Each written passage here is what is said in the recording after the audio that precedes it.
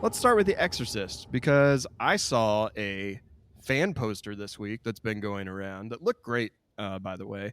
A lot of fan posters, too. I also saw Scream 5. Oh, yeah, that was great. Wasn't that great? Scream 5 fan poster. So I clapped my hands when I saw it. I was like, woo-wee. And then I was like, oh, it's fake.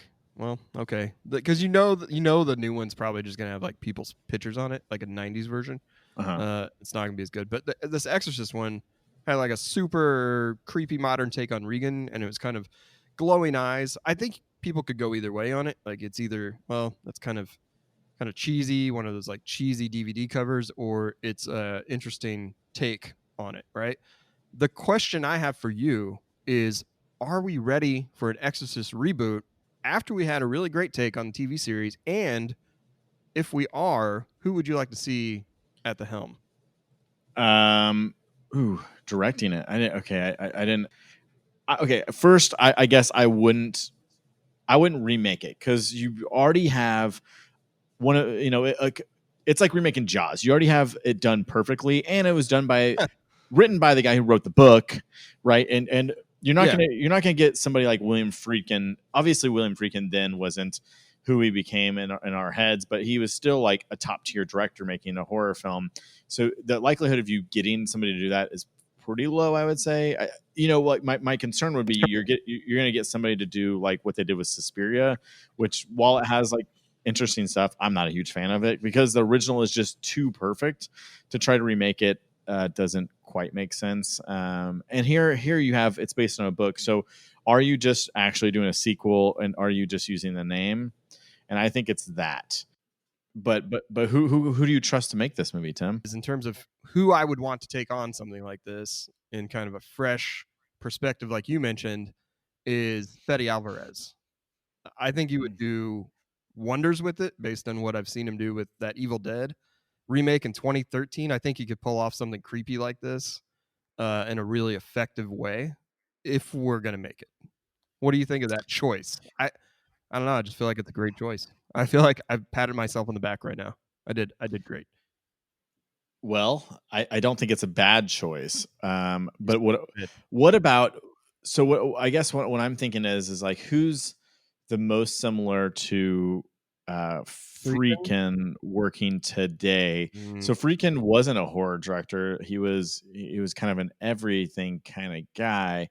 I would like to see somebody like if you're going to go with a name director, I'd like to see Steven Soderbergh direct The Exorcist. That's interesting because he's got your indie personality, but he's done high level films. He's going to bring a level of artisticness to it, I think. But if you're, Fede, like his first movie was the Evil Dead remake, which I really do. I love. So maybe we look at somebody who's on the up and up.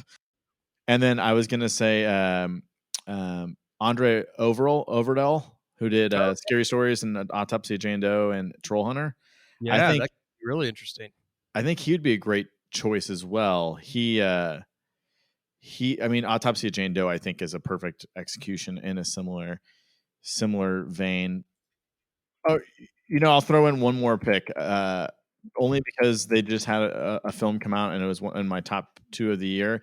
And I think that their style, Natalie Erica James, who did Relic, I think Relic is a movie that I could see her making her version of The Exorcist. And maybe it would be more fascinating to watch a movie that's notoriously like featured women, if we're going to continue down that path, or if we're going to actually look to remake the novel The Exorcist. I think seeing it from a female perspective might be a little bit more interesting. In particular, her, I think how she handles in Relic the familia elements, which is very important to the Exorcist, and her ability to create insane tension and terror when you really don't see anything. So, and The Exorcist, you don't really see anything. You get a couple flashes, but most of it is dialogue and noise, and that's done exceptionally well, I think, in Relic. So, yeah, I think these are all good choices. Actually, my last one might be my favorite.